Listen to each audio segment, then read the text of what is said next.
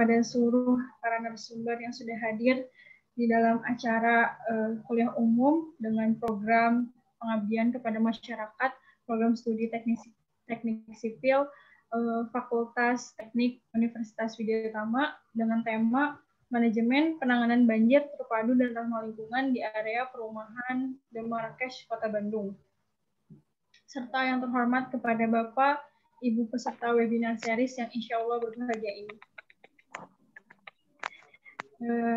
Pertama-tama, marilah kita panjatkan puja dan puji syukur atas kehadirat Allah Subhanahu wa Ta'ala yang selalu senantiasa melimpahkan rahmat, taufik, serta hidayahnya. Sehingga pada kesempatan yang bahagia ini, kita masih diberikan nikmat sehat, nikmat rezeki, sehingga kita masih dipertemukan di tempat yang insya Allah berkah ini.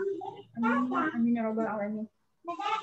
Bapak, sholawat serta salam, semoga tetap tercurah kepada junjungan Nabi kita, Nabi Agung, Nabi Allah Muhammad SAW, beserta keluarga dan para sahabat-sahabatnya. Karena berkat beliaulah kita dapat menikmati kehidupan yang penuh dengan kemuliaan ini. Amin ya rabbal alamin. Sebelum acara kuliah umum malam ini dibuka, maka perkenankan saya, Mukshifa Nafidya Arfah, salah satu mahasiswi program studi teknik sipil Universitas Widyatama, sebagai pembawa acara untuk membacakan susunan-susunan acara kali ini, yaitu acara yang pertama, pembukaan, yang kedua, sambutan-sambutan, yang ketiga, pemaparan isi materi sekaligus diskusi dan tanya jawab, dan yang terakhir adalah penutup.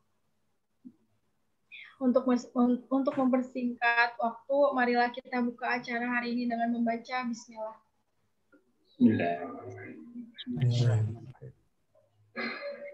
Acara selanjutnya yakni sambutan pertama dari Ketua Program Studi Teknik Sipil Universitas Widyatama yang akan disampaikan langsung oleh Bapak Yandian Agustian PhD.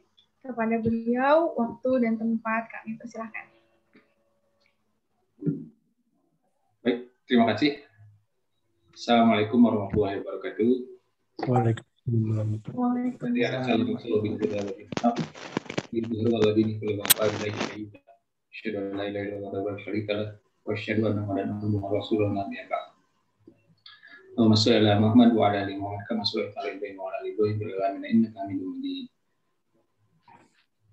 Bapak-bapak, Ibu, dan para mahasiswa yang saya hormati, terima kasih atas kehadirannya di acara ini. Sebelumnya saya minta maaf sebesar-besarnya acara ini begitu mendadak diadakan ya.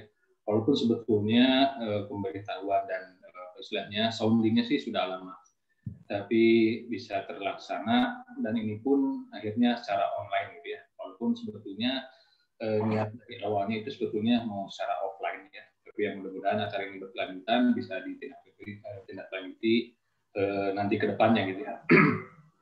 Jadi sebetulnya saya jelaskan sedikit ya acaranya apa sebetulnya. Jadi adalah sebetulnya acara dari pihak kampus sendiri adalah program pengabdian kepada masyarakat, dalam hal ini program studi teknik sipil Universitas Widyatama yang mengadakannya gitu ya. Jadi acara seperti ini sebetulnya acara rutin yang dilaksanakan 1 tahun 2 kali, artinya per semester. Nah, kebetulan ada topik-topik yang kita kaji gitu ya, sehingga menjadi topik pilihan untuk dijadikan topik pengabdian kepada masyarakat ini. Nah, mudah-mudahan nanti ini bentuknya itu sebetulnya sharing knowledge gitu ya, walaupun sebetulnya penyebab banjir seperti apa, terutama di tempat-tempat seperti yang kita alami, yang kita tempat tinggal gitu ya, sudah tahu penyebabnya seperti apa, misalkan dengan normalisasi sungai ataupun dengan pembuatan biopori atau misalkan normalisasi dari kolam retensi, itu sebenarnya sudah tertanggulangi gitu ya. Tapi nanti di sini akan ada pemaparan secara ilmiah ya. Ini seperti apa sebetulnya penyebabnya. Kemudian dari situ terbuka juga ada pemikiran bagaimana penanggulangannya dan lain sebagainya. Nah itu mungkin ya yang menjadi latar belakang dari kegiatan ini, yang mudah-mudahan seperti disebutkan Lulusan ini ada manfaatnya paling tidak sebagai sharing knowledge. Di sini hadir adalah dari tim kami, yaitu dosen Politeknik Sipil, ada saya sendiri, kemudian ada Pak Asep, ada Pak Herdian, kemudian ada Pak Fuad, dan ada Pak Bambang. Nah, kebetulan dari beberapa dosen ini, dan keahliannya di bidang penanganan sumber daya air. Itu saja mungkin yang bisa saya sampaikan. Mudah-mudahan acara ini bermanfaat bagi kita semua, ya, bagi mahasiswa, bagi bapak-bapak dan ibu yang ada di sini, dan bagi kita semua.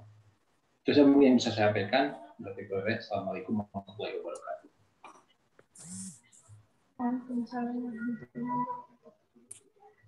Terima kasih kepada Bapak Yanyan atas sambutannya. Selanjutnya yakni sambutan yang akan disampaikan oleh salah satu ketua RT. Pada beliau waktu dan tempat kami persilahkan. Pak Haryoto atau Pak Hari? Pak Hari mungkin silakan. Pak Haryoto aja.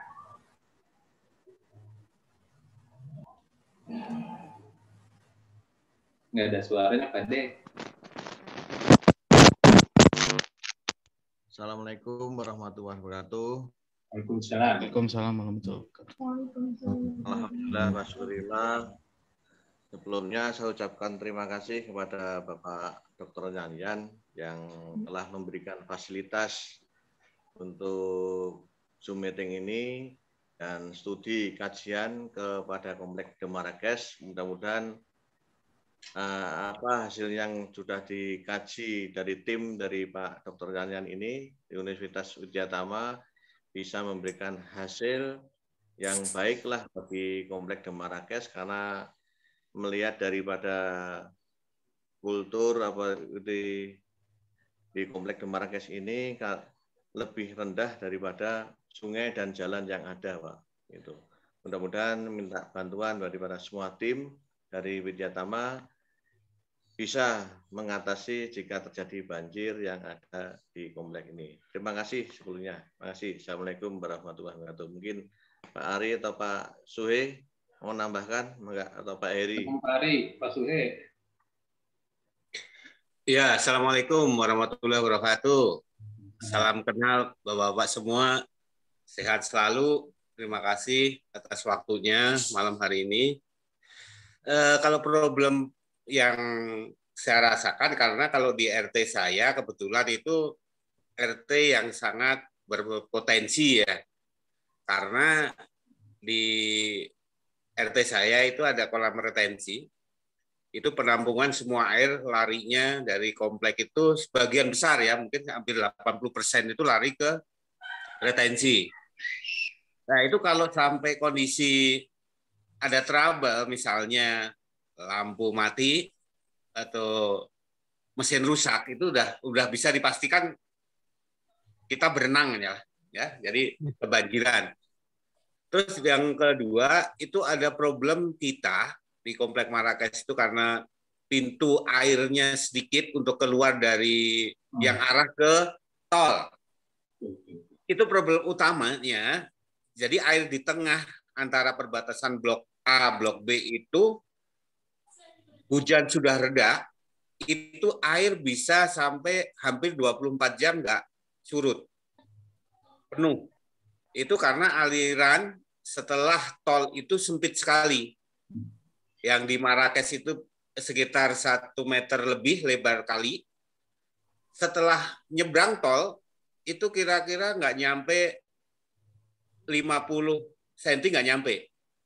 Dan itu problemnya panjang. Jadi karena sawah-sawah yang cukup panjang. Dan dikhawatirkan lagi, jika seberang tol itu nanti dibangun perumahan, ya Komplek Marrakesh bisa jadi akuarium.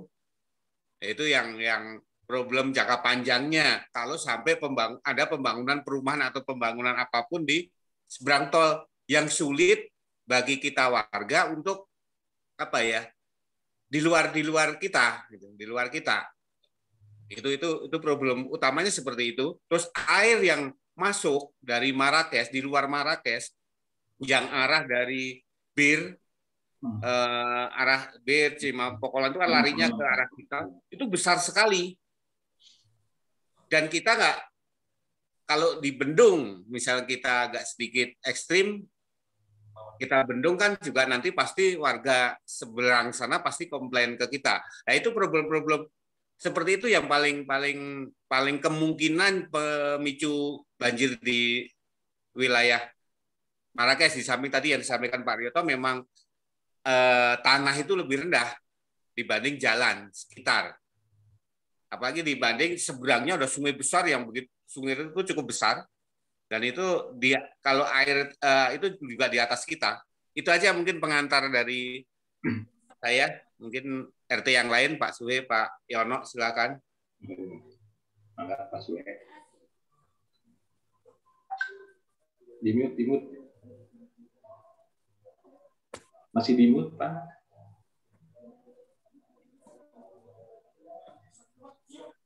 Pak Suhe masih dimut.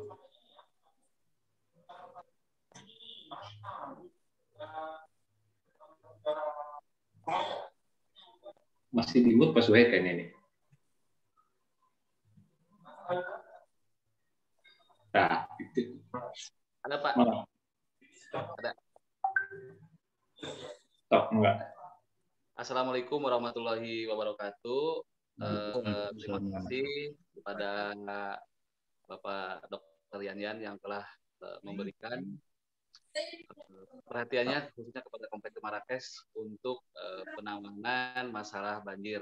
Memang beriringnya dengan sekarang musim hujan, banyak warga-warga Blok P juga yang terutama yang dekat dengan tol itu banyak yang mengeluh dan banyak melaporkan ke saya, terutama ada saluran tengah itu setiap kalau hujan itu tetap banjir.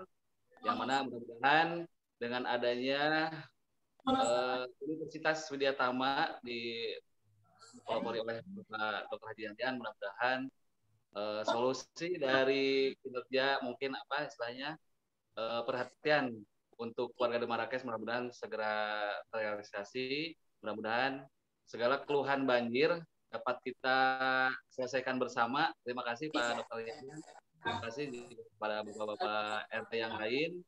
Ya, mudah-mudahan kita bisa membangun bersama-sama, menjalankan bersama-sama supaya solusi banjir khususnya di Komplek di Marrakesh tidak terjadi lagi. Ya, terutama mungkin yang pinggir tol itu salurannya memang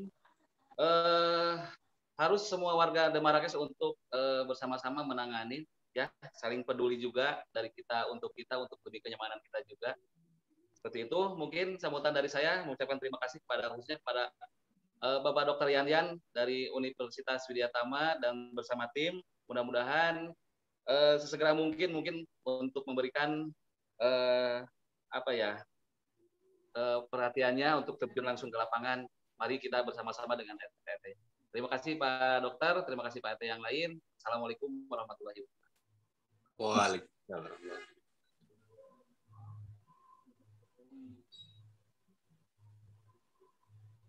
Baik, terima kasih kepada Bapak Ketua RT yang telah memberikan sambutannya. Acara yang selanjutnya, acara yang kita nantikan, yakni isi materi sekaligus diskusi dan tanya jawab yang akan disampaikan langsung oleh Bapak Fuad Hasan STMT. Kepada beliau, waktu dan tempat kami persilahkan. Baik. Bismillahirrahmanirrahim. Assalamualaikum warahmatullahi wabarakatuh. Waalaikumsalam. Mohon izin Bapak-bapak, Ibu-ibu, dan rekan-rekan berikut mahasiswa.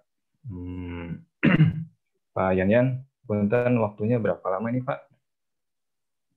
Kan ya 30 menit lah, yang nggak usah lama-lama juga yang materi yang tersampaikan. Ya. Tanya jawab. Oke, baiklah.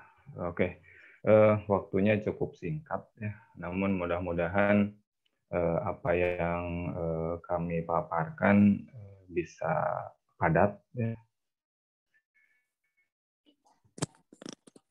Selain padat juga mudah-mudahan direalisasikan di lingkungan di Marrakesh ya. Karena yang menjadi alasan kenapa mungkinnya kita melakukan PKM di Marrakesh ya. Mungkin sebagian juga mungkin bertanya-tanya dan ada juga yang mungkin udah tahu memang kalau di Marrakesh seperti itu gitu ya. Kalau bagi saya pribadi, Pak ya, ada pertanyaan sederhana mungkin ya. Di Demarkes sebetulnya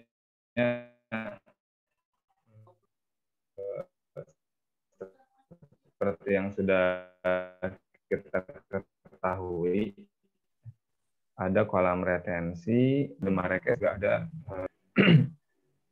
Nah, dengan adanya hal-hal tersebut, timbul pertanyaan jika ternyata masih ada genangan gitu ya di dalam komplek itu.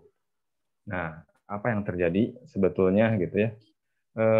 Sebelumnya kebetulan kita sudah pernah jalan-jalan di daerah sana, kurang lebih kalau saya pribadi 2 kali ya. Yang pertama dengan mahasiswa, ya. Yang kedua dengan Pak Yanyan ya. Waktu itu kita berapa ya? Sebulan atau 2 bulan yang lalu ya, kita ngukur langsung ya. Kebetulan kita punya alat yang bisa kita pakai juga ya. Intinya di alat itu kita bisa tahu elevasi atau ketinggian tanah ya. Dan bagaimana nanti elevasi tanahnya itu tersebut seperti apa gitu ya. Itu kurang lebih ya. Ya, mangga next. Host bisa next host, punten host. Nah, itu mungkin ya pengantar dari saya seperti itu ya. Kemudian ini agendanya ya, ada pengantar, kemudian kondisi existingnya seperti apa, dan konsep manajemen pengendalian banjirnya seperti apa. Next.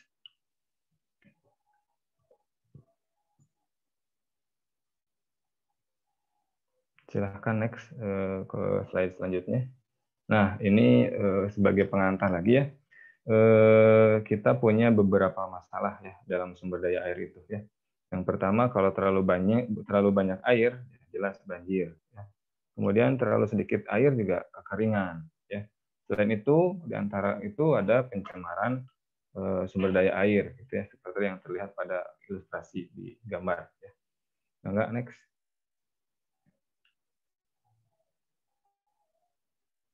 Lanjut, host. Nah, punten, sebelumnya ini saya capture ada dari berita ya, berita. Saya nyari informasi di di internet. Ya. Jadi di kantor Kecamatan Rancasari pernah terjadi kebanjiran. Sungai Cipamokolannya meluap. Itu tahun kemarin ya. Di beritanya sih itu hari Sabtu beritanya ya. Tanggal 15 Februari 2020. Perlu kita khawatirkan juga ya ketika kita lihat kantor kecamatan banjir ya. Namun punten saya memang belum tahu letaknya di mana, tapi yang jelas itu kan masih satu kecamatan. Dan itu perlu jadi perhatian juga bagi kita, terutama bagi warga yang daerah sana juga. Nah,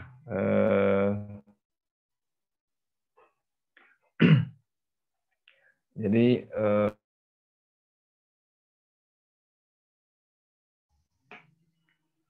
punten, saya di jaringannya naik turun, punten. Jadi kalau kita definisikan banjir sendiri, ini peristiwa bencana alam yang terjadi ketika aliran air yang berlebihan merendam daratan. Ya. Contohnya di kantor Kecamatan Rancasari ini. Ya. Kemudian kalau banjir bandang, ya banjir yang berlangsung dalam selang waktu pendek dengan puncak debit yang cukup tinggi. Itu untuk definisi banjir sendiri. Ya. Kalau kita lihat di gambar yang atas, ya ini terjadi genangan. Ya. Kemudian kalau kita lihat di gambar yang bawah, ya, ini memang pas kebetulan di lokasi Demarkes, yang mana di gambar yang sebelah kiri kita punya kolam retensi yang cukup panjang, ya. Kemudian ada pompa, dan ini pompanya pompa baru ya kalau nggak salah ya Pak Enian ya. Namun untuk kapasitas, dimensi detailnya belum terlalu mendetail ke arah sana. Jadi ini hanya dalam PKM atau dan outputnya penelitian ini kita hanya menghitung secara volumetrik hujannya saja, gitu ya, kurang lebih. Next.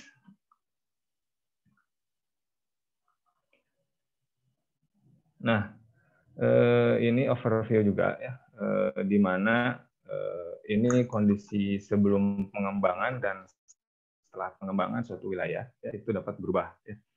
Yang sebelum pengembangan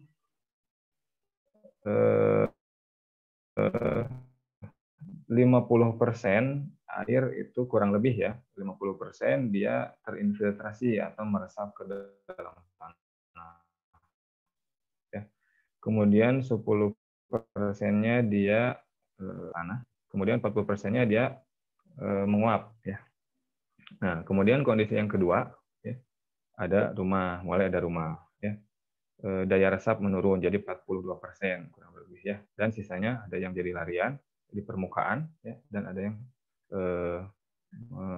menguap ya.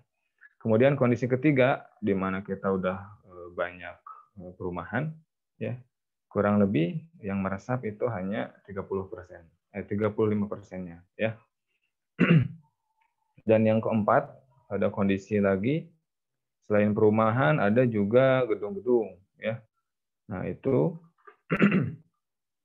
kurang lebih di 75 sampai 15% ya yang meresapnya, dan 55%-nya di permukaan dia larinya. Gitu. Kurang lebih ini untuk kondisi sebelum pengembangan dan setelah pengembangan ya, yang mungkin asalnya di Demarkes itu sawah, setelah dibangun jadi perumahan, dan ya mungkin hanya 35% ya yang meresapnya. Gitu ya. Jadi di sini apa yang terjadi? Yang peningkatan itu daerah kedap air, kemudian kemiringan pengeringannya, limpasan airnya. Ya. Kemudian yang turun apa? Yang turun itu adalah penguapannya, serapan air, dan aliran dasar. Gitu kurang lebih. Mangga, next, host.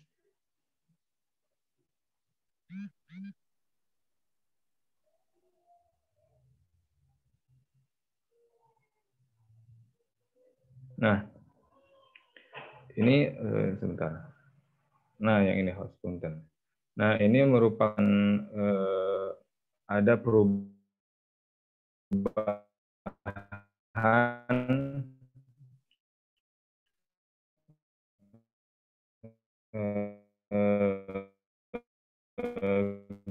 gejala ya, di mana kalau kita, namun setelah terjadi pembangunan boleh jadi daerah yang di bawahnya di bantaran sungai gitu ya, karena memang ada juga yang kekeh juga membangun di bantaran sungai. Ketika ada hujan malah jadi daerah tergenang ya. Kemudian di sini ada perbandingan antara tutupan lahan atau daerah resapan air ya. Ini daerah resapan air masih berimbang dengan daerah yang terbangun ya, sehingga dalam hal koefisien atau volume limpasannya tidak terlalu besar ya.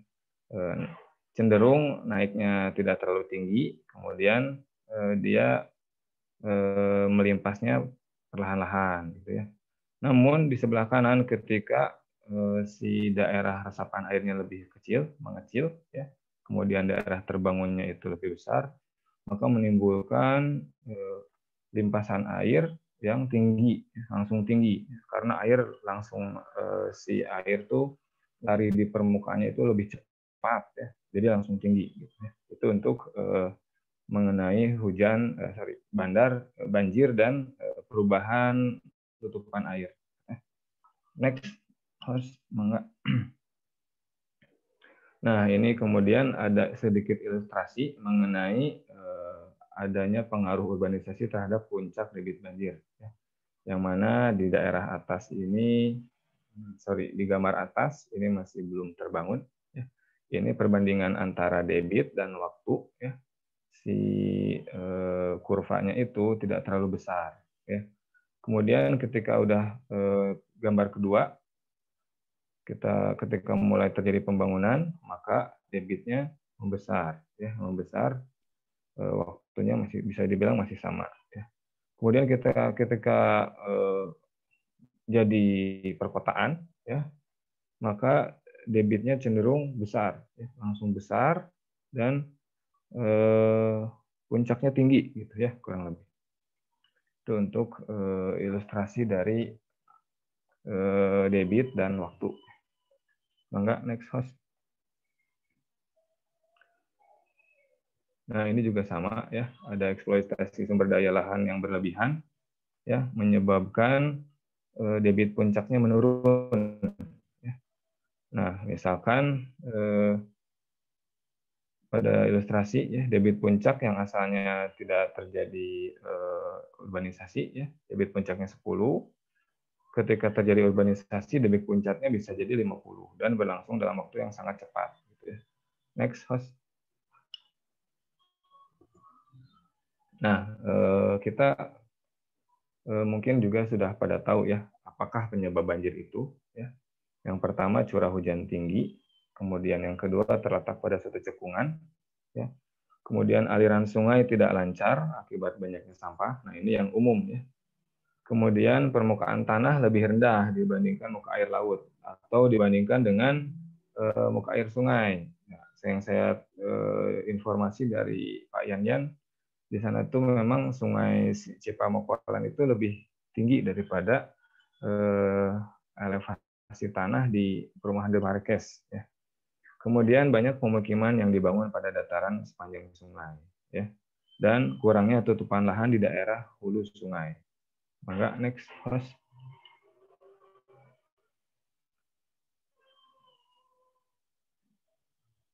Nah, ini apa namanya yang saya capture dari internet ya, satu hal yang mungkin patut kita waspadai ya, mengingat satu kecamatan ya, jadi saya rasa kita juga perlu tindakan preventif dalam hal banjir ini. Mangga next.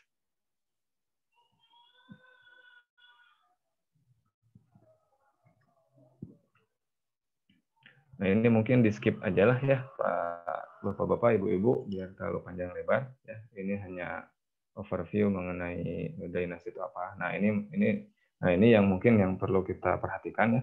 Jadi untuk mengurangi dampak banjir itu ada beberapa cara. Ya. Yang pertama, mengurangi debit puncak ya dengan membangun reservoir atau kolam. Ya. Nah, ini memang sudah dilakukan di kompleks tersebut. Ya. Kemudian membatasi area pergerakan air. Itu ditanggulanginya oleh tanggul banjir, dan saya lihat di Cipamokolan mungkin sudah ada hal terbangun untuk tanggul banjir. Kemudian mengurangi elevasi muka air banjir. Nah, ini kalau ini perbaikan saluran ya, dan ini mungkin ini PR bagi semuanya ya, barangkali tidak hanya di warga di De Marquez saja, tapi umumnya memang untuk elevasi muka air banjir itu tinggi karena memang banyaknya sedimen. Gitu ya. Kemudian yang keempat ada pemindahan aliran. Kita membuat kanal banjir, ya, memotong, ya, maksudnya memotong sungai. Ya. Kemudian pengurangan limpasan dengan manajemen kawasan dan manajemen dataran banjir. Dan yang keenam peringatan dini dan evakuasi. Next, host.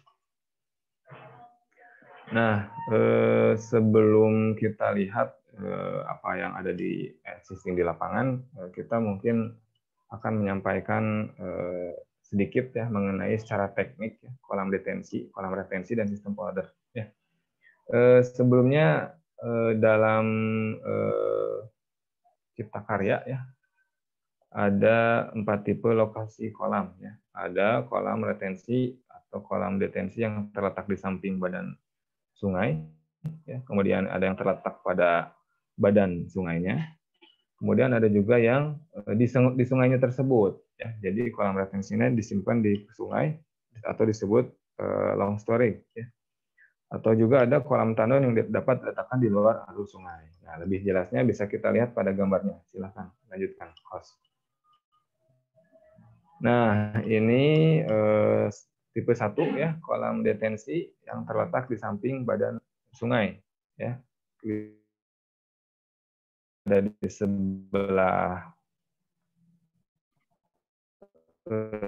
sisi bawah ya. Kemudian kolam tandonnya ada di atasnya. Next, host.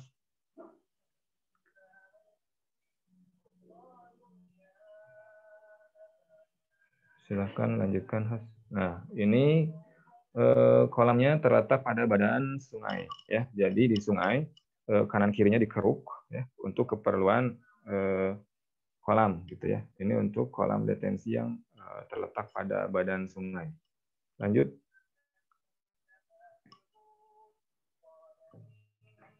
Nah, kalau ini kolam detensi yang terletak pada saluran, namun ini tipenya memanjang. Ya. Kalau yang tadi kita buat bisa pengerukan ke kiri atau ke kanan sungainya itu besar. Kalau ini mungkin hanya sedikit dan dibuat memanjang, ya, tipe kolam detensinya. Lanjut. Nah, kemudian di sini ada 3 tipe sistem polder. Ya. Yang pertama sistem polder dengan instalasi pompa dan kolam tampung di samping badan saluran atau sungai. Ya. Kemudian yang kedua sistem polder dengan instalasi pompa dan kolam tampung pada badan saluran. Yang ketiga sistem polder dengan instalasi pompa dan kolam tampung tipe long storage. Silakan next, host. Nah, ini merupakan sistem polder dengan instalasi pompa dan kolam tampung di samping badan atau sungai. Ya. Kelengkapan sistemnya itu biasanya terdapat kolam retensi, ya, bisa dilihat di slide-nya, ya. Kemudian ada stasiun pompa, ya.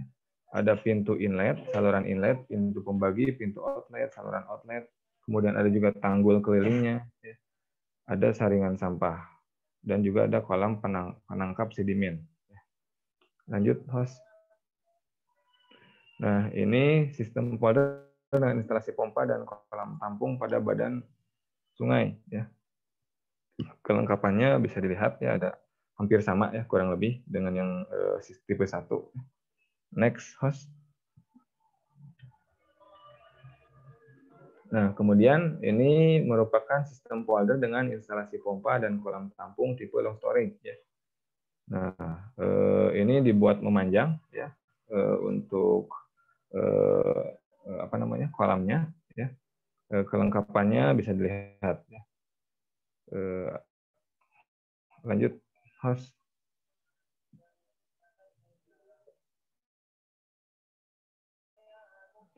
Silakan, host, dilanjutkan, host, biar lebih langsung ke kondisi existing, kemudian analisis hidrologinya, gitu ya.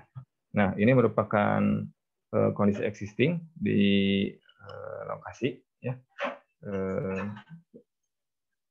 Jadi untuk overview mungkin kalau untuk foto-foto mungkin hanya ada beberapa, ya, tapi yang jelas sudah kami inventarisasi berikut wawancara juga dengan warga setempat, ya, mengenai sebetulnya seperti apa kondisi existing di lapangan, ya. Dan bisa dilihat di sebelah kanan, ya, itu ada kolam retensi. Sebetulnya kalau kita buka webnya ini, saya bisa menceritakan beberapa foto-foto yang ada di lokasi. Namun kita lihat aja dulu sementara yang ini, ya. Itu saja mungkin untuk overview existing condition-nya, ya. Yang jelas di sebelah sisi barat, ya, sisi barat. Oh, sorry, sisi barat, ya, kalau kita lihat dari map, ya. Sisi barat dari si komplek De Marrakesh ini terdapat kolam retensi, ya. Namun di komplek ini juga, ya, terdapat kurang lebih 3 sungai yang melintas, ya. Artinya ada masukan dari luar, ya. Masukan dari luar maksudnya apa? Ada air yang dari luar yang dapat mempengaruhi volume banjir yang terjadi di De Marrakesh, ya. Itu kurang lebih. Dan kalau kita lihat ke outputnya, ya, itu di sebelah selatannya itu ada tol, ya, ada tol dan ada juga pembangunan KCIC, ya. Nah, yang jelas di situ juga berpengaruh, entah mungkin tertutup oleh tol, oleh pembangunan, jadi air yang ada di komplek di Marrakesh itu bisa dibilang menggenang ya, karena pas kita lihat ke sana pun terlihat di saluran di dekat kolam ya, saluran yang menuju ke luar dari The Marrakesh yang di dekat kolam itu menggenang meskipun waktu itu tidak hujan ya. Boleh jadi itu terhalang begitu kurang lebih ya. Silakan next Mas.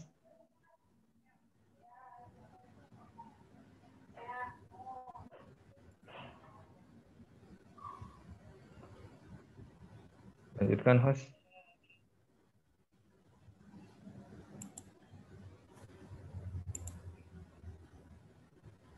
Mana host? Halo host.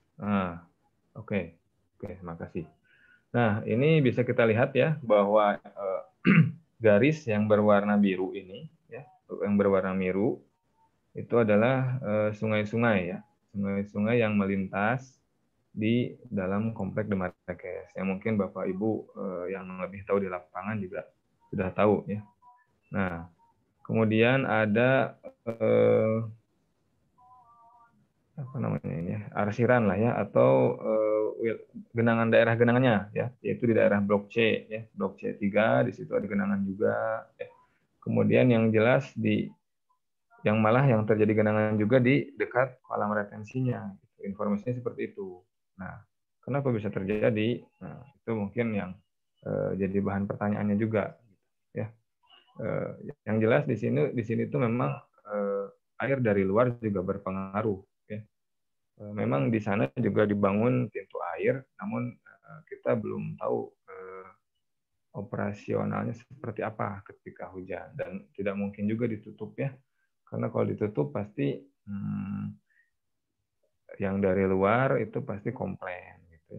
Itu kurang lebih ya untuk kondisi existing di lapangan ya. Kemudian yang di sebelah barat itu ada sungai besar ya, namanya Sungai Cipamokolan ya. Yang kabarnya justru sungai itu si muka airnya itu di atas elevasi atau di atas tanah dari The Marrakesh. Makanya kalau kita lihat developer atau pengembang The Marrakesh ini mungkin sudah mempertimbangkan keadaan yang mana sudah menyesuaikan untuk desain. Bukan hanya desain ya, bukan hanya perumahannya, tapi penanganan banjirnya juga sudah dipersiapkan ya, dengan menyediakan kolam yang cukup panjang ya, kurang lebih berapa panjangnya? Kalau nggak salah sempat saya hitung di Google Earth itu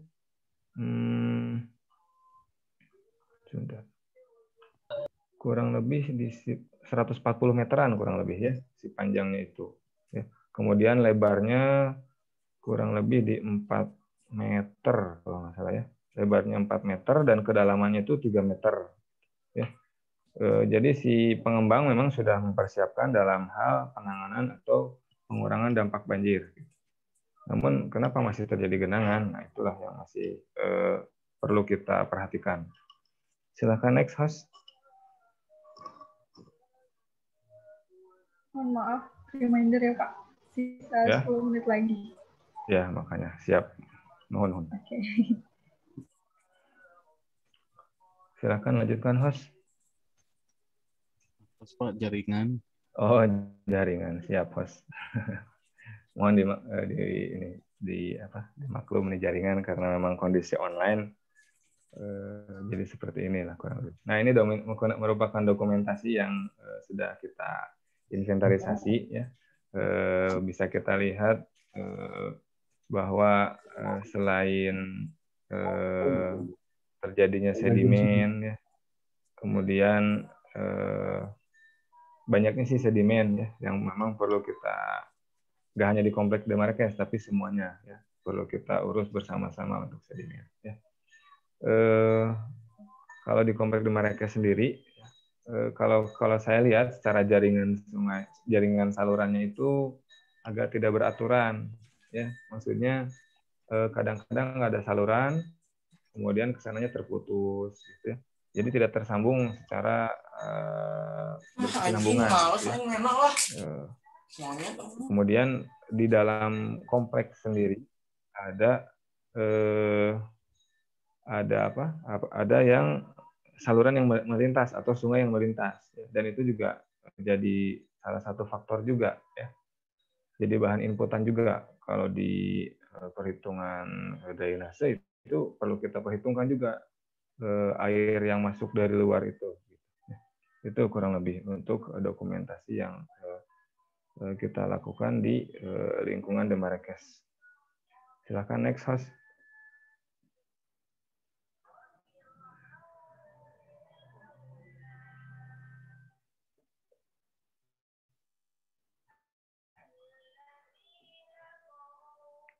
Host, mangga lanjutkan host. Nah, ini merupakan pengukuran yang pernah kita lakukan, ya. Bisa kita lihat di kotak yang warna merah, gitu ya, itu titik beda tinggi pada jalan, ya. Jadi dari sisi timur, ya, sisi timur dari Demarkes itu kita anggap dia elevasinya 0. Ya. Kemudian ke daerah selatannya itu min 0,19. Ya. Masuk lagi ke tengahnya dia min 0,23, dan kemudian ke daerah Sinar Karya Abadi Tekstil itu ya min 0,22 ya.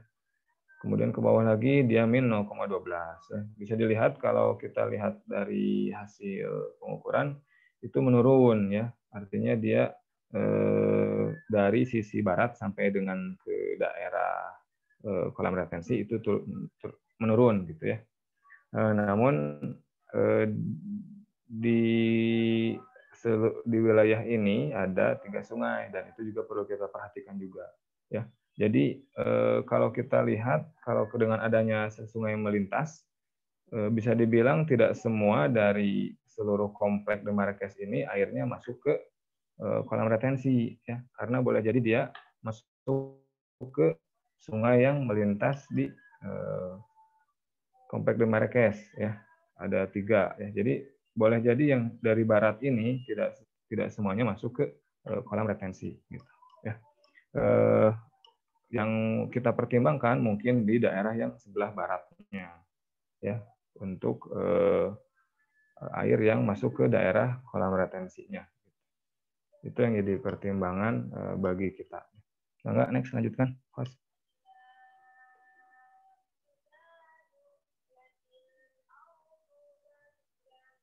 Nah, mengenai hujan, ya, untuk melakukan analisis hidrologi yang nanti kita olah juga ke keperluan desain, misalkan untuk kolam, untuk sistem jaringan drainasenya, kemudian keperluan entah nanti penanggulangan banjirnya, ya, kita perlu data hujan, ya. Data hujannya yang kita ambil di stasiun hujan Bandung ya, dan yang jaraknya kurang lebih 10 km ya. Ini yang akan kita pakai.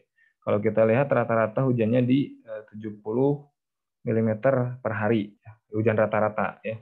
Dan kita lihat keseragaman datanya cukup berimbang ya. Itu untuk data hujan yang dipakai dalam perhitungan atau analisis hidrologinya. Silakan next host.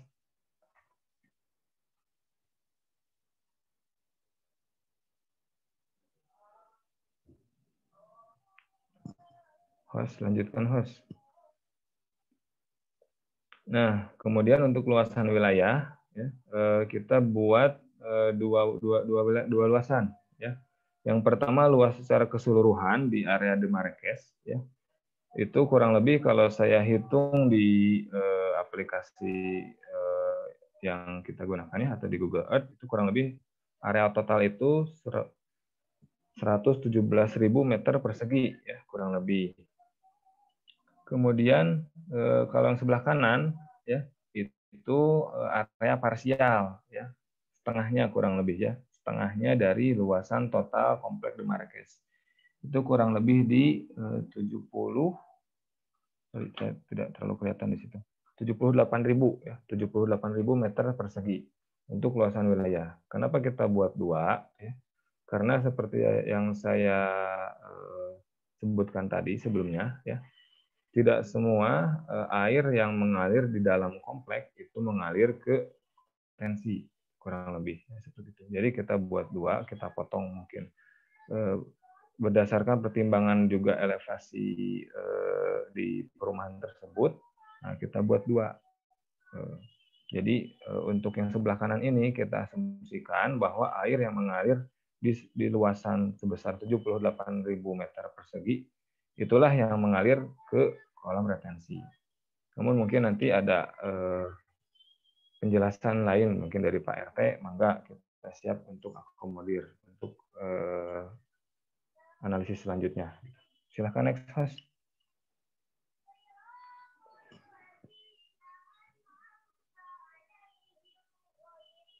Nah, ini untuk perhitungan volume hujan ya. Kalau kita lihat tadi tinggi hujan itu rata-rata mungkin di 70 mm per hari ya. Tapi kenapa di sini tingginya 63,57 ya, ini berdasarkan analisis hidrologi yang kita lakukan ya. Dia kalau hujan tahunan itu tinggi hujannya 63,57 kurang lebih ya. Kemudian di sini ada area totalnya 117.000 ya. Sehingga volume hujan total itu 7.439 meter kubik ya. Nah, itu volume hujan yang jatuh di area De Marquez ya, artinya lokal ya. Kita tidak membahas masukan dari luar ya, kita batasi itu ya. Kalau kita punya koefisien resapan 0,75, maka volume hujan 5.500 ya, kurang lebih. Itu untuk total area total ya. Namun jika air hujan dari komplek tidak semuanya masuk ke kolam, artinya yang tadi area parsial sebanyak 78.000, maka menimbulkan volume hujan sebesar 5.000 ya. Dan jika koefisien resapannya itu 0,75, artinya karena memang perumahan ya, jadi 25% yang meresap, maka volume hujannya itu 3.700 ya. Nah, kemudian di sebelah kanan kita punya data ya, yang masih kasar mungkin ya, tapi meskipun kasar ini sudah lumayan cukup mewakili mudah-mudahan ya. Kolam, kita punya data kolam panjangnya kurang lebih 140 meter ya, dengan lebarnya 4 meter, 4,3 meter, tingginya 3 meter. Luasan kolam itu 602 meter persegi. Nah, dari data tersebut kita ketemu volume 1.806 meter kubik ya. Kalau kita lihat dengan volume hujan, kita bandingkan dengan volume hujan ya. Jadi masih setengahnya ya. Kolamnya itu masih setengahnya dari volume hujan ya. Yang artinya kita kalau memang kasarnya kita perlu volume atau lebar kolam yang lebih besar lagi untuk menampung volume hujan sebanyak 3.750 ya. Secara volumetrik volume kolam kita itu tidak memenuhi volume hujan yang terjadi. Next, host. Nah, ini mengenai upaya mengatasi masalah banjir ya, ada beberapa yang kita garis bawahi atau kita bold ya, itu di upaya non struktur ya, mengenai rainwater harvesting ya. Nah, ini rainwater harvesting sendiri sudah pernah kita PKM-kan juga di daerah Limbangan ya. Silahkan next host, penjelasannya selanjutnya.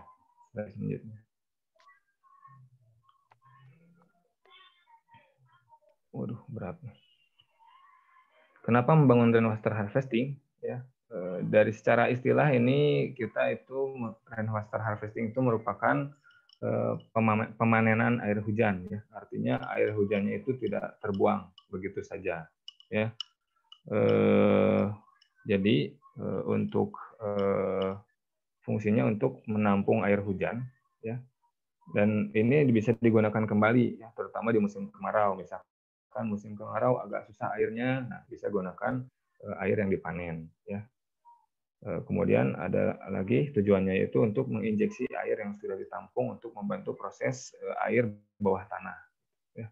Intinya di rainwater harvesting ini menampung atau menyimpan kelebihan air yang terjadi di musim hujan ya. Lanjut host.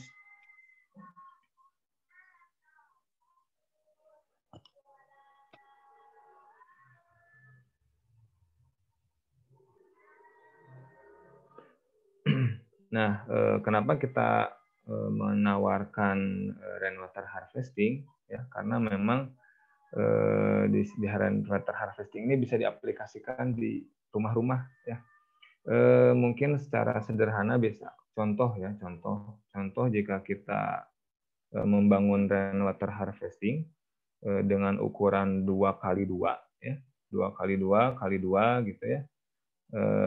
Kan satu rainwater harvesting itu volumenya bisa 8 meter kubik ya, satu rainwater harvesting ya. Nah, kemudian kalau misalkan ada 200 rumah saja yang membangun 200 rumah, kan lumayan dengan apa namanya? Atau ya 200 rumah, berarti kan 1.600 meter persegi, meter kubik. Itu kan sebetulnya udah mengurangi dari volume limpasan atau volume hujan total. Dan itu juga bisa mengurangi beban kerja pompa gitu ya. Itu untuk rainwater harvesting ya.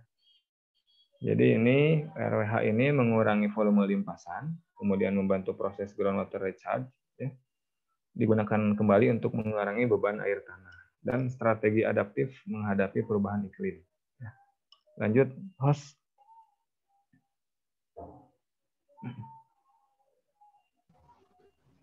Saya rasa untuk rainwater harvesting ini harusnya bisa diterapkan di setiap perumahan.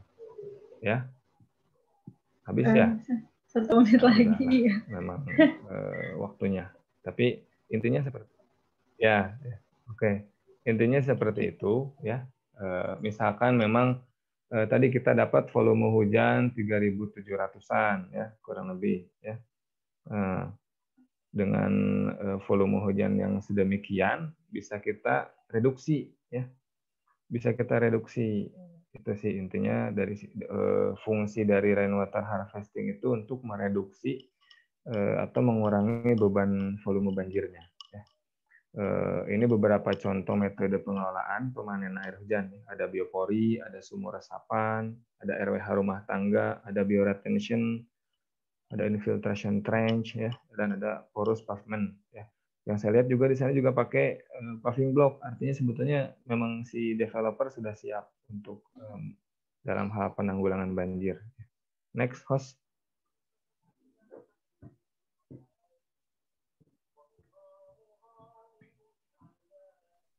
Dikit lagi dah ya host ya. Silakan host next. Udah itu. Oh, udah. Oh, nggak janteng. Ini kesimpulannya nah, ini, aja. Iya, kesimpulannya ya. Jadi kalau kita lihat kehitung-hitungan secara volumetrik ya, antara volume hujan ya, yang kita dapatkan tadi volume hujan itu dari hasil perhitungannya sebesar 3.700 ya.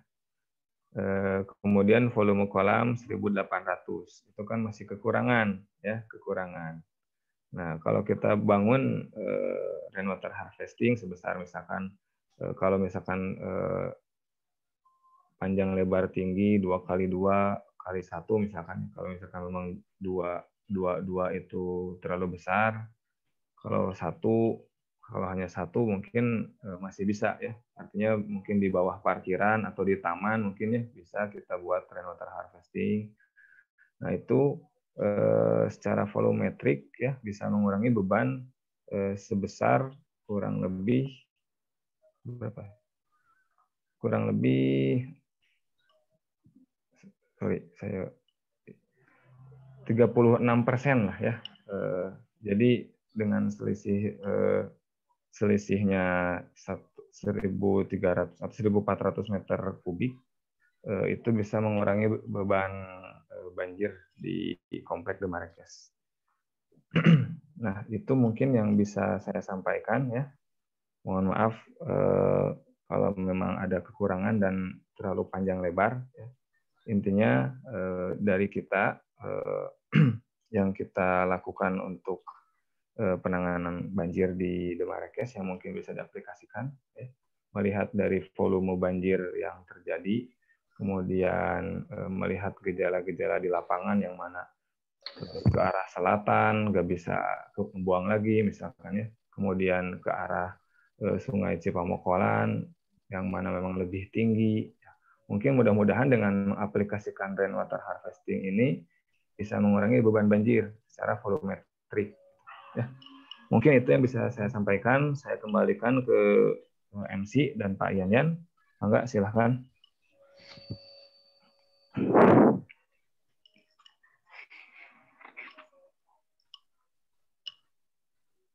Baik, terima kasih kepada Pak Fuad atas materi yang sangat luar biasa. Mungkin selanjutnya langsung ke sesi tanya jawab. Boleh? Enggak. Silakan Bapak-bapak atau mahasiswa atau siapapun, ya terutama yang tinggal di komplek Marrakesh ya, kalau ada pertanyaan. Di sini kebetulan ada tadi ya, terutama Pak Fuad yang memberikan materi, dan yang lain juga bisa nanti memberikan penjelasan. Kemudian di sini ada Pak Herdian, kemudian ada Pak Bambang juga, Pak Asep. Silakan Pak RT mungkin.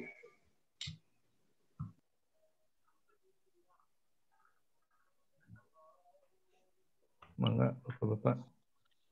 Ya, benar Pak. Assalamualaikum warahmatullahi wabarakatuh. Waalaikumsalam warahmatullahi wabarakatuh. Kalau saya lihat dari gambar drainase yang Pak Fuad paparkan tadi, khususnya di blok C, itu yang sebelah sisi kiri tadi yang gambarnya itu, yang ada endapan lumpur banyak gitu. Nah, sekarang sudah saya perbaiki, Pak. Jadi sudah kita bikin tanggul yang tadinya tanahnya turun jadi sedimentasi, akhirnya kita perbaiki dengan kita tanggul dengan yang lebih rapi lagi, Pak. Dan alhamdulillah bisa mengurangi, Pak, dari dampak banjir yang cukup dengan debit yang cukup tinggi, Pak.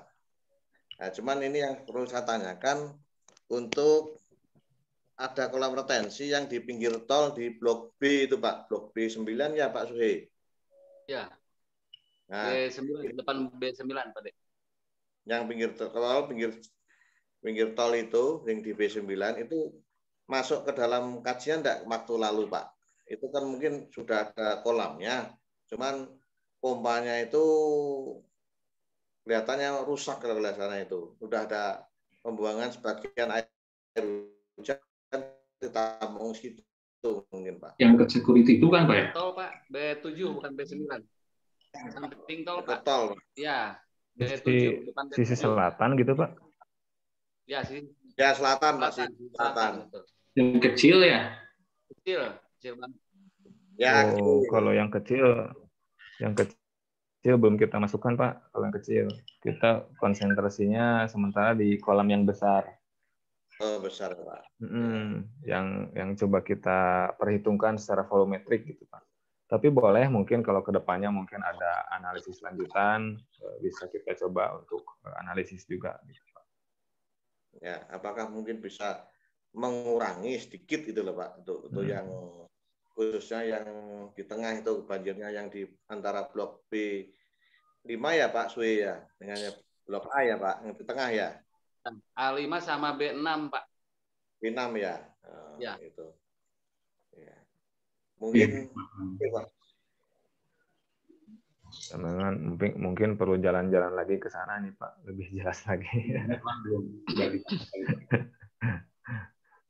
Ya, Pak. Oke, Pak, mungkin bisa kita coba tampung, Pak, untuk beberapa masukan dan beberapa pertimbangan dalam hal penanggulangan banjir ini.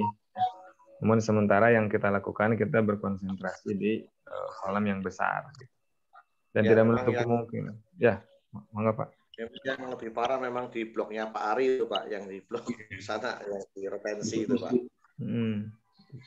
Dan sebetulnya kalau kita lihat di lapangan juga, sungai-sungai yang ada juga dalam keadaan jenuh ya. Artinya air pun tidak terlalu kelihatan, alirannya juga tidak terlalu kelihatan. Padahal waktu itu lagi cerah ya, cerah. Tapi genangan air segitu-gitunya gitu, nggak terlalu kelihatan ada meluncur gitu. Itu jadi pertimbangan juga. Yang artinya di situ kan berarti boleh jadi si salurannya itu terhalang, saluran outputnya ya, output yang ke arah jalan tolnya, atau memang sedimentasi. Itu kurang lebih. Kalau yang di tengah yang itu memang genangan itu Pak, itu lebih ke outputnya yang setelah tol ya. Yang tadi awal sudah saya sampaikan tadi, yang lebar di tengah itu sekitar 1 meter lebih, setelah seberang tol itu nggak nyampe 50, nggak sampai 1 meter. Itu karena dipakai untuk sawah tuh Pak. Iya.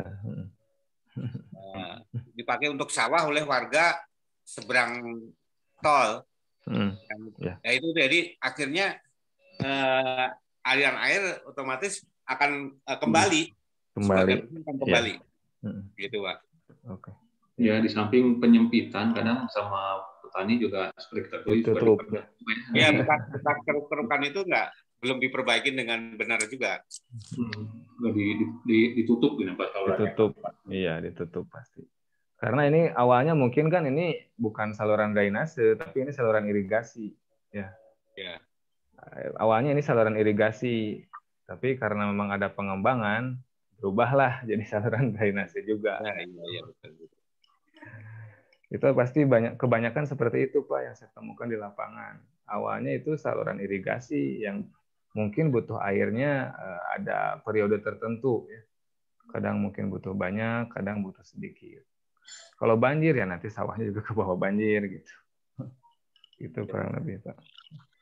Betul Pak, itu memang saluran irigasi, makanya ada pintu air tuh di Marrakesh, ada pintu air. Bener itu irigasi ya, bener Pak, bener Pak.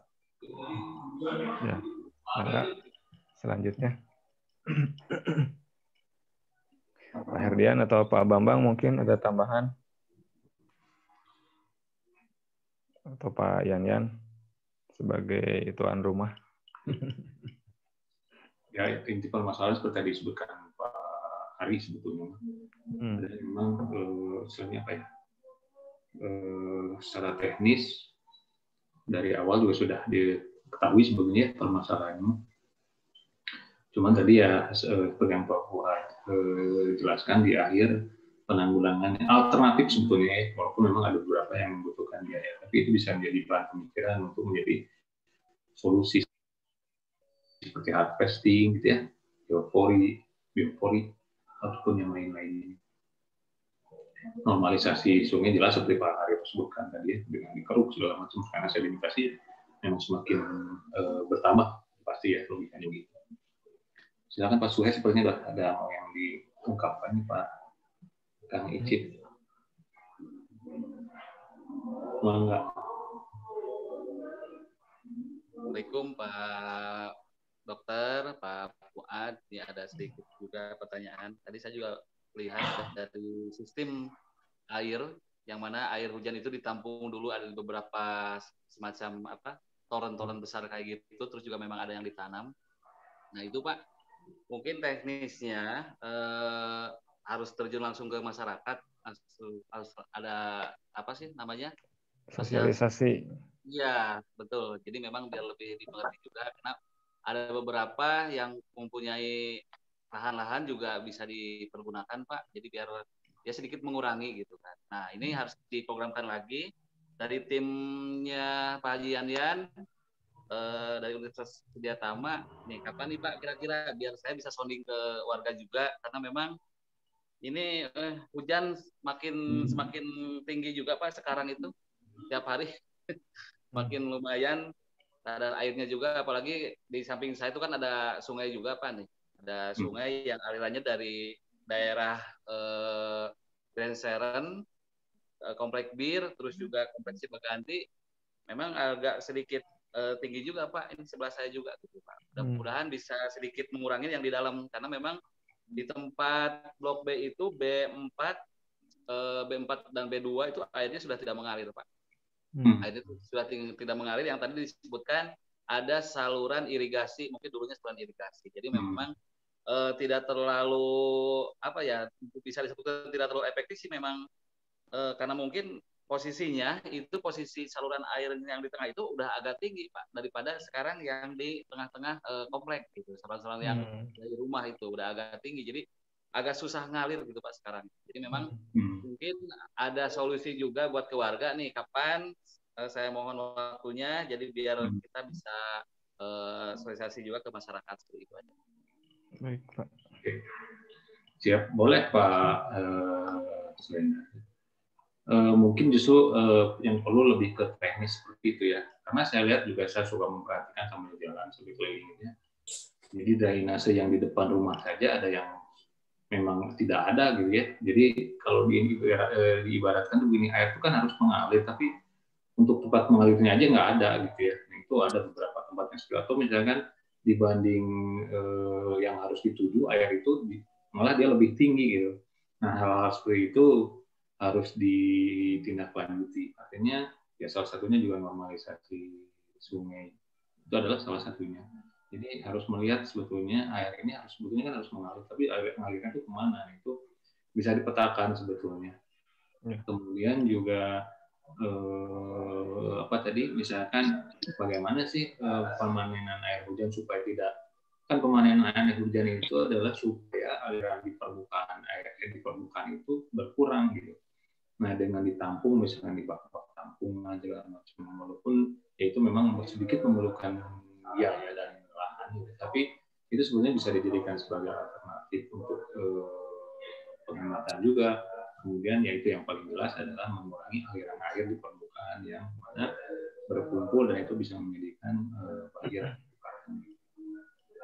Boleh nanti misalkan untuk secara teknisnya, misalkan saya juga sebetulnya memprogramkan itu seperti itu, melibatkan mahasiswa kalau perlu aktif misalkan apapun itu bentuknya, tapi ya karena sekarang kondisinya tidak memungkinkan, paling hanya terbatas misalkan beberapa orang saja yang betul-betul sifatnya penyuluhan kepada masyarakat, ya insya Allah sebagai tindak lanjut dari program ini bisa kita lanjutkan. Itu Pak mungkin Pak ya.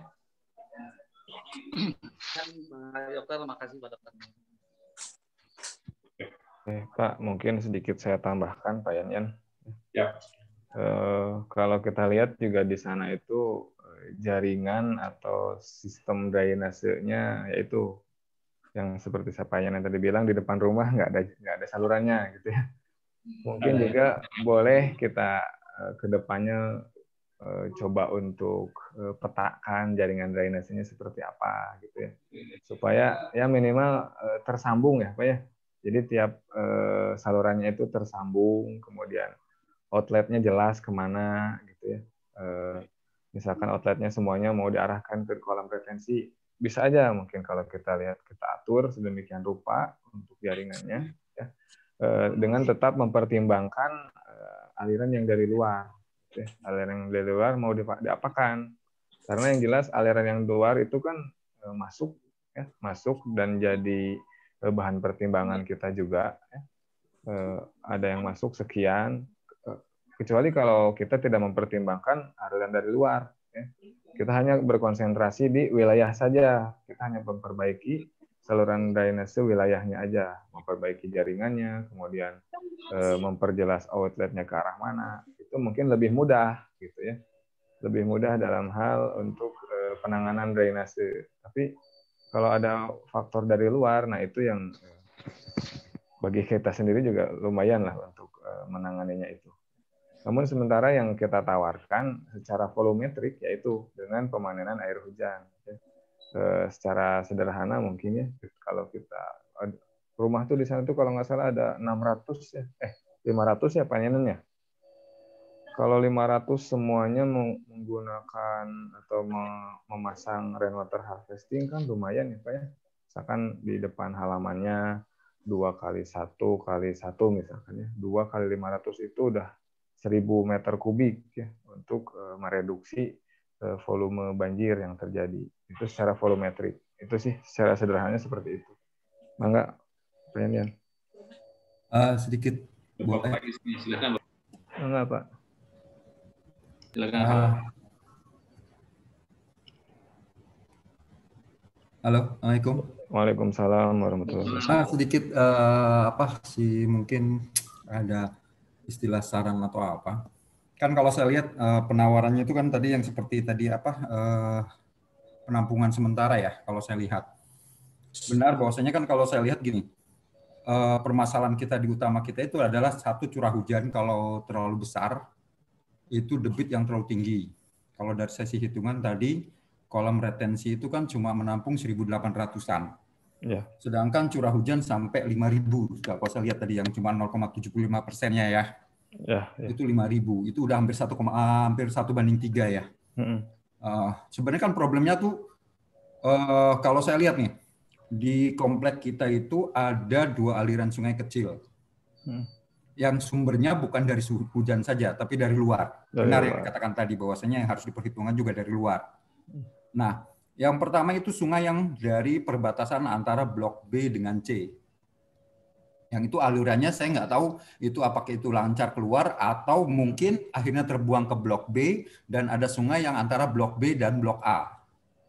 Nah, itu yang sebenarnya keluar lewat tol, tapi yang awalnya mungkin irigasi, sempat ditutup sama petani karena asumsinya adalah ketika dia debit terlalu besar dia menggenangi sawahnya sendiri sehingga dia punya risiko, dan itu pun gara-gara proyek kereta cepat juga sempat bahkan akhirnya tergenang, dia nggak stuck gitu loh, dan hampir semua debit itu masuk ke dalam retensi.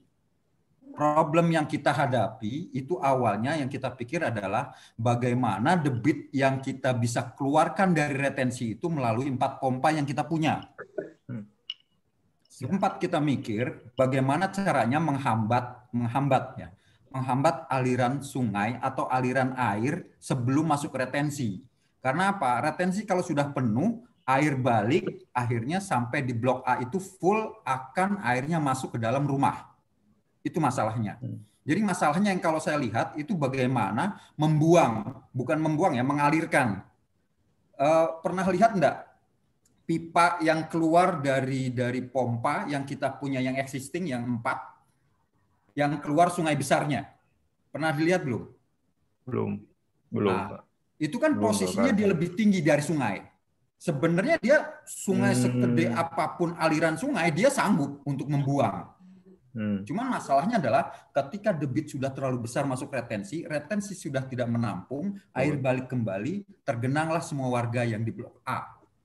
Karena ada kemungkinan sekarang buangan beberapa dari Blok B. Atau Blok C yang mengalir, ada sungai itu juga terbuang ke retensi kita. Seperti tadi dikatakan juga ada kolam retensi kecil yang pompanya rusak. Ya, pompanya sudah rusak, pipanya pun sudah dilepas.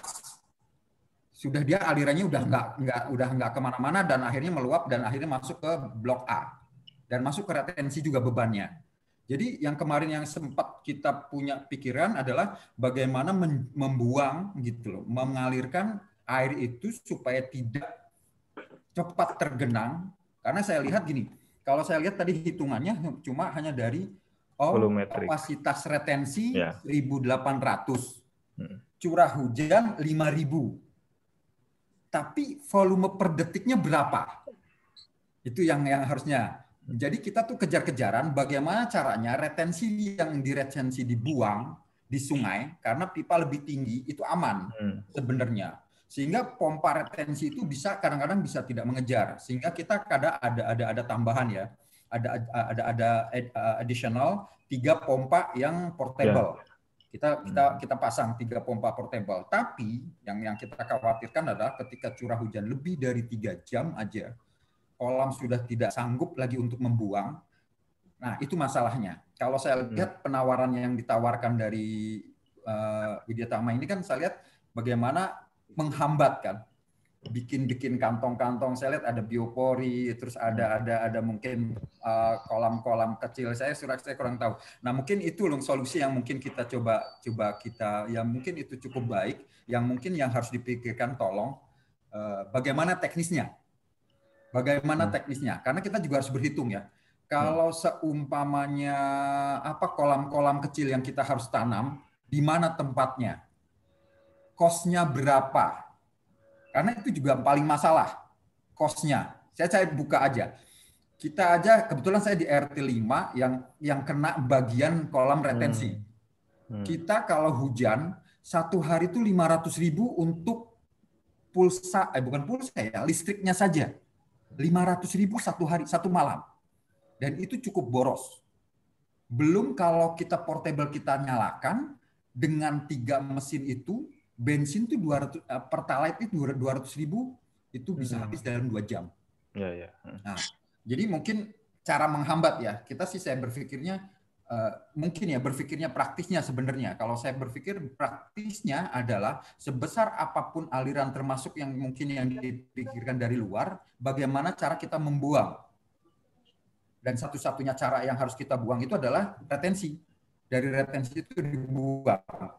Sedangkan kalau kita tambah pompa, ratusan juta kita harus butuh. Betul. Dan warga saya kurang tahu apakah sanggup untuk kita cover atau tidak gitu loh. Nah, permasalahan kita adalah yang saya kemarin penawarannya kita lihatnya lah, bahwasanya bagaimana caranya menghambat kan gitu loh. Apalagi kalau bisa dipanen. Artinya air itu bisa dipanen, kita bisa manfaatkan untuk perikanan atau apa, itu lebih bagus. Nah, saya cuma berpikir kita bicaranya teknisnya saja. Apa yang ditawarkan tadi yang sistem kolam-kolam atau apapun, biopori atau apapun, bagaimana teknisnya? Karena kita harus berhitung juga masalahnya adalah cost area gitu loh, tempat tertentu, dan itu yang harus kita pikirkan. Karena kita juga sebenarnya ada beberapa tempat yang ada taman dan sebagainya. Apakah kita harus pasang drum-drum di bawah taman itu sendiri untuk ini? Nanti suatu saat harus dipompa. Yang penting, yang mungkin yang paling utama adalah menghambat kan. Menghambat untuk memenuhi retensi itu sendiri. Dibanding di samping untuk dia supaya si pompa itu bisa mengeluarkan kan. Karena apa? Kalau pompa juga tidak dihitung kapasitasnya, saya pikir ya nggak valid juga ya kalau tidak dihitung juga nih. Kalau tidak hitung juga masalah penanganan banjir, berapa persentase atau berapa debit yang keluar dari si pompa itu sendiri. Karena utamanya gini, kalau seumpamanya pompa itu bisa menangani debit yang masuk dan bisa dikeluarkan, sebenarnya selesai, tidak akan ada banjir. Intinya seperti itu. Kalau saya itu aja sih yang mungkin tambahan yang kita harus pikir. Mungkin kita bicaranya kalau teknis ya, teknisnya. Kalau saya singkat, artinya gini, simpel saja sih. Kalau drainase hanya mengalirkan, tapi ngalirkannya kemana? Karena kalau saya lihat, kita alirkan lewat tol pun dia masih permukaan dia masih sejajar dengan kita. Satu-satunya kenapa pompa? Makanya kalau dilihat pompa yang kita keluarkan dari retensi itu cukup tinggi.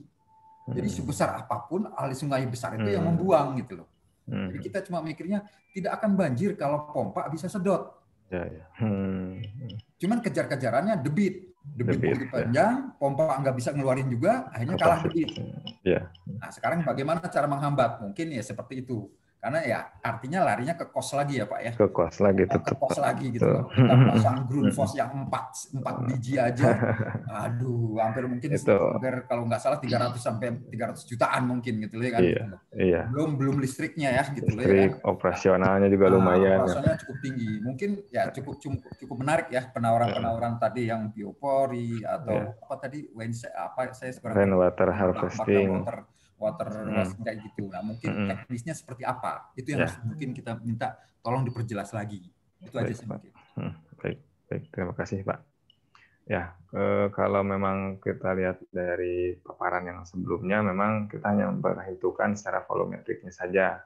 Belum ke arah debitnya berapa, kemudian waktunya bagaimana, kemudian ke kapasitas pompanya gimana. Ya, mungkin seperti yang tadi Bapak bilang, kalau kapasitas pompanya udah gede banget, ya udah cukup sih untuk buang airnya gitu ya. Atau kolam retensinya digedein. Digedein juga belum tentu lahannya ada ya Pak ya. Mungkin salah satunya kan dari tiap perumah ya. Coba mungkin bisa dibuat untuk meresapkan air dan menampung air secara volumetrik. Tapi kalau secara debit dan waktu memang belum terlalu kelihatan. Ya mungkin itu seperti yang kita sampaikan sebelumnya, perlu ada kajian lanjutan gitu. Seperti itu mungkin. Enggak dari Pak Yanyan atau Pak Herdian ada tambahan? Izin Pak. sedikit aja. Mungkin betul ya yang disampaikan tadi. Memang ada masalah utama sebetulnya banjir ini. Tapi kalau ada saya lihat, jadi ada beberapa kita bisa bagi sebetulnya. Ada yang memang daerah banjir itu akibat dari sekolah retensi ini tidak punya, tadi disebutnya bahasanya kejar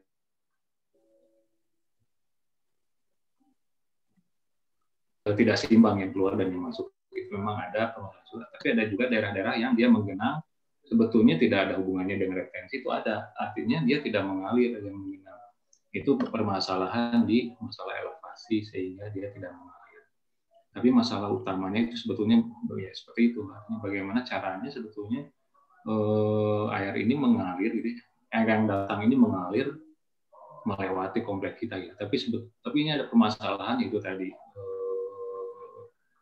Aliran yang di sebelah selatan yang di daerah tol itu ya, selain menyempit juga sebagai mengecil sering ditutup misalkannya, ataupun ada sedimentasinya yang tinggi sehingga ya tidak mau meluap di dalam komplek.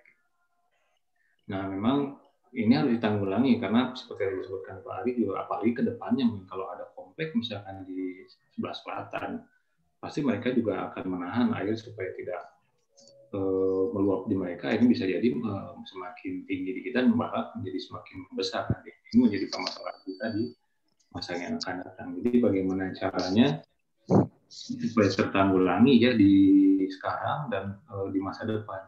Yang jelas di pinggir Marrakesh ini ada sungai besar, sungai apa namanya? Pokoknya di sebelah kanan. Gitu ya, Cimongkolan itu Cimongkolan ya. Pokoknya ada sungai besar. Nah, yang jelas tidak ada cara lain. Kalau misalkan semua air yang di kompleks ini sudah beres permasalahannya dalam artian bisa mengalir semua ke kolam retensi. Nah, masalah berikutnya adalah bagaimana dari kolam retensi ini semua mengalir ke sungai. Intinya sebetulnya bisa jadi seperti itu. Jadi bisa kita urai sebetulnya permasalahannya. Permasalahan pertama, air tidak mengalir ke kolam retensi karena masalah elevasi, masalah drainase segala macam. Yang kedua, begitu setelah air ini masuk ke kolam retensi, nah kolam retensi ini mampu tidak dia mengeluarkan dari kolam retensi ke sungai yang ada di pinggirnya itu. Karena kalau kita berharap dari yang aliran sungai yang ke bawah, yang ke selatan untuk sungai-sungai yang lainnya, itu adalah seperti disebutkan Pak Ari, bisa jadi permasalahannya lebih berat di masa yang akan datang. Itu mungkin yang bisa saya ingin tanggapi dari barusan. Silakan. Ya, satu lagi Pak, izin boleh? Ya, kalau mungkin kalau bisa dibantu nantinya dari kajian ini lebih ke jangka panjangnya ya Pak ya. Jadi kalau permasalahan kita mungkin kalau kita arah ke tol itu bisa hanya jangka pendek ya. Jadi karena kita nggak tahu seberang tol tuh di tahun depan atau bulan depan kita nggak tahu, dan itu sulit kalau misalnya seberang tol itu jadiin proyek, otomatis aliran air sudah itu nggak ada aliran air, dan itu prosesnya mungkin akan panjang kalau terjadi itu. Terus kedua, kalau kita hanya tadi gimana berpikir untuk masuk ke retensi, kita nggak bisa untuk jangka panjangnya mengandalkan retensi. Mau dibesarin seberapa besar pun retensi, itu menurut saya juga bukan solusi. Karena apa? Kalau retensi kita bisa ada penampungan, tapi apakah kita bisa pastikan akan mesin-mesin itu hidup dalam 24 jam terus? 1 jam, misalnya ada rusak, ada listrik mati. Nah, kalau menurut saya, kan kita seberang tadi yang Pak Dr. Yana juga sampaikan bahwa sebelah sungai itu kan ada sungai besar yang memang itu menjadi apa ya, andalan kita untuk buang air. Kalau di luar di seberang tol itu mungkin hanya sementara ya. Sementara boleh program sementara atau planning sementara. Cuman karena udah dibangun ya sudah sia-sia kita fokus ke sana. Jadi fokusnya gimana membuang ke sungai besar, tapi tidak juga 100% kita mengandalkan retensi. Karena retensi sebesar apapun, pompa sebanyak apapun, kejadian misalnya kayak kemarin, hanya mati listrik 2 jam misalnya. Itu sudah banjir, sudah mengenang di mana-mana. Jadi PR-nya menurut saya gimana untuk bisa mengeluarkan itu ke sungai, tapi tidak 100% mengandalkan pompa dari retensi. Dan kedua, bagaimana caranya menghambat air, bukan hujan ya, bukan debit hujan, tapi menghambat air yang dari luar, yang begitu besarnya masuk ke komplek kita. Karena kita nggak punya, jadi istilahnya itu beban semua di luar komplek, air yang begitu besarnya, kita bagian penampungan di sini. Yang kita harus mencari solusi sendiri.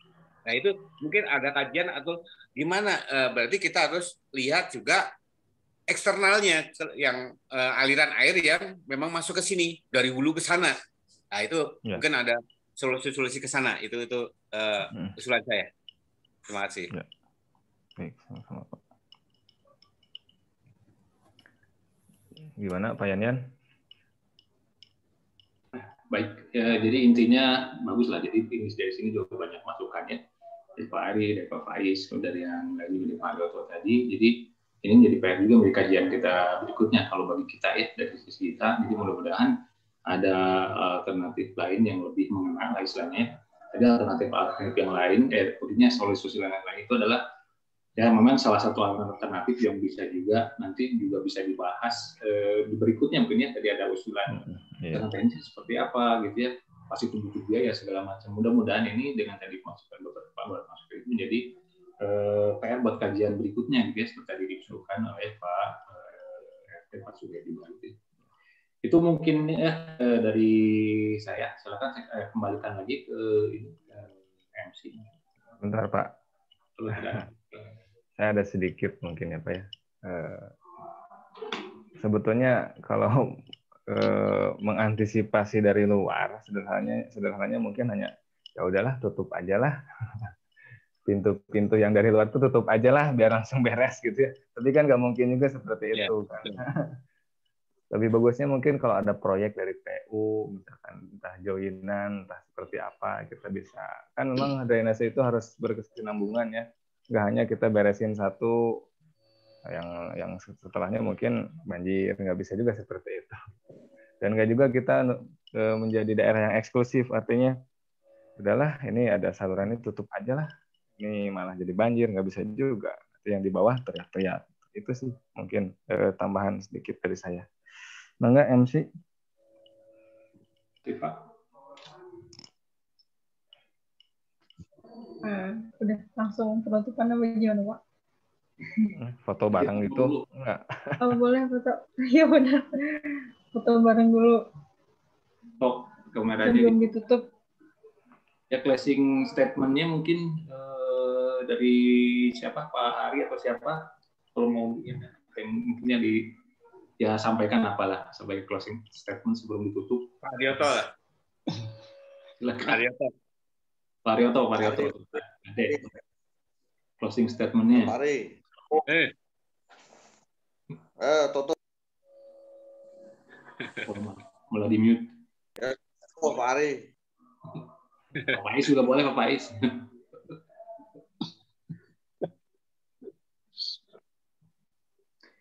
Ya terima kasih deh kalau dari saya, ya mudah-mudahan ini sebagai paling tidak sebagai silaturahmi lah ya, mengawali apa istilahnya forum kita ini, mudah-mudahan ini berkelanjutan dan bisa meningkat lebih lagi ya ke lebih menjurus istilahnya, mudah keluar usulan paling tidak usulan solusi ya, seperti apa sebetulnya supaya komplek Marrakesh tercinta kita ini tidak terbanjiri gitu ya, tidak kena limpahan dari ya. Itu aja sih intinya. Ya saya ucapkan secara pribadi terima kasih kepada bapak-bapak yang sudah hadir di sini, pada para mahasiswa juga dari para staf dosen dari teknik sipil Universitas Suryadi Hatsama dan ya, yang saya tidak sebutkan satu-satu ya, terutama bapak-bapak yang ada di sini ya, partisipasinya. Saja mungkin kalau tidak ada, silakan Pak Gatot yang lain. Pak Suryadi boleh. Ya. Yang pasti kami terima kasih sudah atas bantuan ya, sumbangan pemikiran, sumbangan tenaganya. Ya ini pertemuan pertama mungkin sebagai wadah silaturahmi dulu. Nanti ada tahapan berikutnya. Insya Allah nanti bisa offline ya, jadi bisa ketemu sambil camilan apa di Marrakesh. Ya. Kami undang bapak-bapak, ibu-ibu, mahasiswa, mahasiswi. Itu aja. Terima kasih banyak atas waktunya. Ya. Yang lain cukup? Kalau tidak ada, sesi foto dulu nih. Silakan. Siva mau mimpin, bisa motonya? Dari Pak ini. Boleh baca aja. Boleh. Yang bisa kameranya dibuka, buka. Bapak ya sudah membuka kameranya. 1, 2, 3. Oke. Terima kasih. Silakan, Ibu Siva.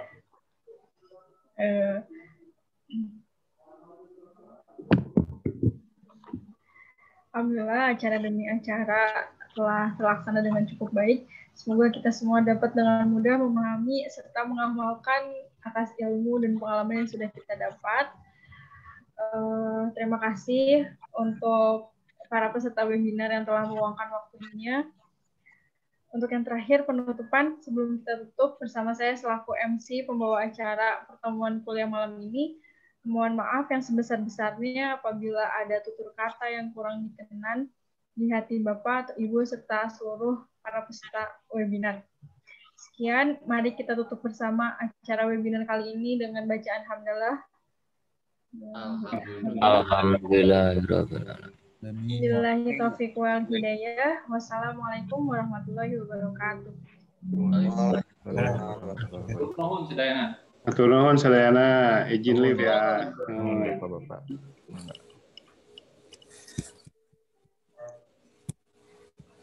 Oke, bubar.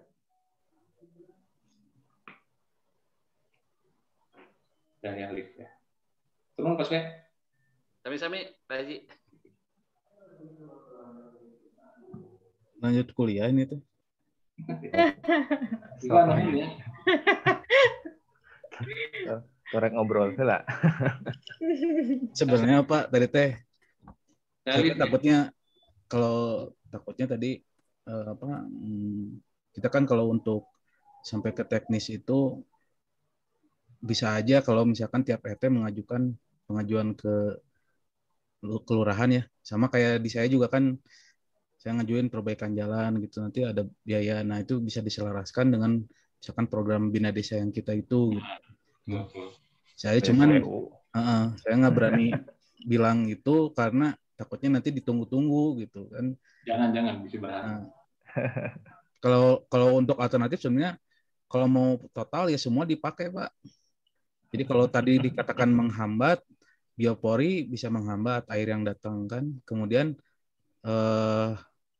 sumber resapan juga bisa menghambat. Terus RWH-nya juga bisa menghambat gitu. Nah, nanti sisanya yang tidak terhambat itu masuk ke retensi, dipompa gitu. Nah, sebenarnya kalau mau lengkap ya semuanya dipakai gitu Pak. Cuman memang kenyataannya sulit di lapangan karena terkait biaya nantinya gitu kan. Tapi kalau biopori sumur resapan kayaknya kalau tiap rumah itu bisa dibuat gitu. Kalau diprogramkan tiap RT gitu Pak. So, programkan atau Pak RT? Atau ya Bima engke Eko Green. Program iya proyek nyambung lah. Udah dulu ya, saya duluan ya. Ya siap ngomong Pak. Siap, saya juga mau. Itu juga izin live duluan. Nuhun sih Pak, nanti ke depannya bisa jadi sering MC kayaknya nih.